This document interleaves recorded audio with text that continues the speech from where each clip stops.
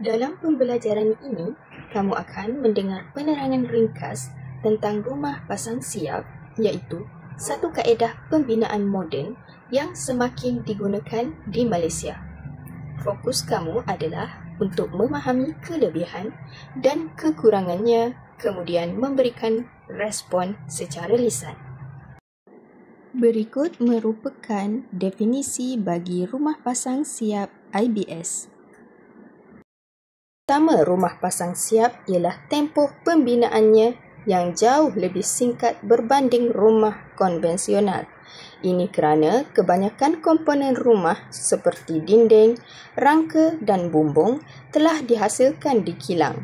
Apabila tiba di tapak, komponen ini hanya perlu dipasang mengikut modul.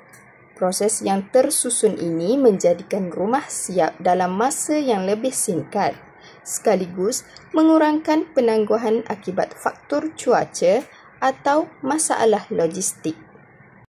Yang kedua, dapat mengurangkan pembaziran. Rumah pasang siap juga dapat mengurangkan pembaziran bahan binaan. Di kilang, pengeluaran komponen dilakukan dengan tepat mengikut ukuran yang telah ditetapkan, mengelakkan sisa bahan yang berlebihan. Selain itu, penggunaan modul standard memudahkan pengurusan bahan, menjadikan proses pembinaan lebih efisien dan mesra alam. Kelebihan seterusnya ialah kualiti dan ketahanan rumah pasang siap yang lebih baik. Komponen rumah dihasilkan di kilang dengan kawalan mutu yang ketat, memastikan setiap bahagian memenuhi piawaian.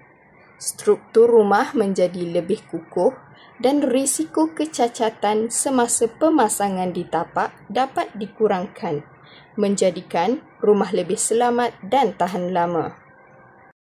Selain itu, rumah pasang siap juga menawarkan jalan penyelesaian kepada masalah kekurangan rumah konvensional.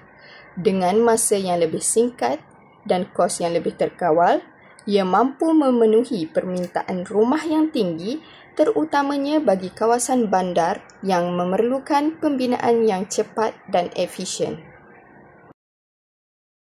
Salah satu kekurangannya pula ialah kebergantungan kepada buruh mahir. Proses pemasangan modul rumah memerlukan pekerja yang terlatih dan mahir dalam teknik tertentu.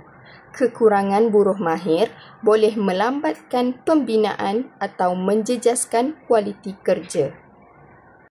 Selain itu, kekurangannya juga termasuklah dari aspek fleksibiliti yang terhad dalam pengubahsuaian. Rumah pasang siap dibina menggunakan modul standard, menjadikan pilihan untuk mengubah saiz, reka bentuk atau susun atur ruang agak terbatas. Pemilik rumah juga mungkin tidak dapat menyesuaikan rumah mengikut citarasa atau keperluan khusus mereka. Yang terakhir, terdapat isu berkaitan kuantiti komponen dan potensi kos kerosakan. Jika salah satu modul rosak atau hilang semasa penghantaran, ia boleh menjejaskan keseluruhan pembinaan dan meningkatkan kos. Oleh itu, pengurusan logistik dan pemeriksaan komponen sebelum pemasangan adalah sangat penting.